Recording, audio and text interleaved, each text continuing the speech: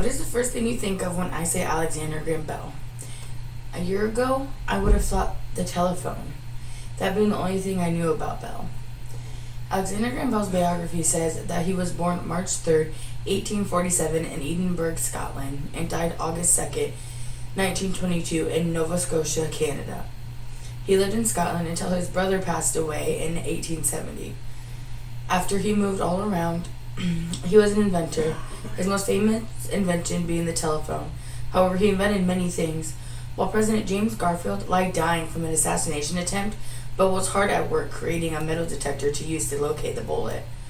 While Bell was unsuccessful in saving the president's life, he did invent something that has been used since. He also invented the audiometer, many different speech techniques, and devices to find icebergs. This is all stuff we learned in history books and biographies. Nobody ever takes the time to take a deep dive into the full history of Alexander Graham Bell. Alexander Graham Bell studied the science of sound. But why? He grew up with a deaf mother, so he grew up with high speech value. During this time, deaf individuals were still seen as less or broken, and they seen themselves that way as well. Thus, Bell did not come into contact with any happy or satisfied individuals. Bell's father created a series of symbols they called visible speech, intended to make the deaf use their voice. Bell helped him teach it to the public from 1862 to 1869. In 1872, 2 years after his brother died from tuberculosis, he opened a school for teachers of the deaf in Boston. While working at the school, he became friends with an attorney named Gardner Green Hubbard, whose daughter Mabel had become deaf after being hit with scarlet fever as a child. Bell began to believe that deafness was a horrible curse to the deaf individual. He saw deafness as a threat to the social order and believed that deaf people weakened society. In the 1880s, he became so worried about the increasing number of deaf people, he became determined to find a way to stop it. He knew that curing deafness was impossible, so he wanted to prevent the birth of deaf children. Through research, he found that deaf people tend to marry other deaf people. The number of deaf people who marry other deaf people increased in the 19th century, and that the increase would continue into the future unless drastic steps were now taken.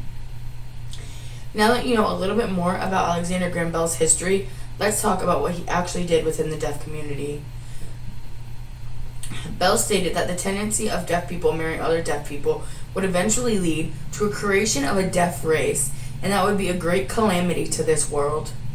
His reasoning for the high amount of deaf individuals marrying other deaf individuals was because of residential schools where deaf students grew up and learned together, and lack of available communication between the deaf and hearing. Bell thought that if he was successful in eliminating these things, the American deaf community would cease to exist. Bell has two ideas to keep deaf people from marrying each other. One was to enact laws that forbid deaf individuals from marrying and reproducing. However, he knew this would lead to immoral actions and illegitimate children. At this time, it was not acceptable to have children outside of wedlock, and not allowing deaf individuals to marry each other would cause this to happen.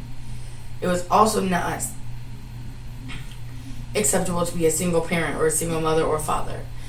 The second was to eliminate residential schools, prohibit sign language use in deaf education, and forbid deaf teachers from teaching deaf students. He believed this would encourage deaf people to use their oral skills. Deaf people would become more integrated into the hearing society, and he could disguise this as education reforms. Bell's thoughts and findings did not lead to the end of deaf marriage. However, they did lead to fear and anger. Alexander Graham Bell created many important inventions, including the telephone and the metal detector. He was also very oppressive and wanted to eliminate the deaf. He was always prepared for what was to come next, because like Bell always says, before anything else, preparation is the key to success.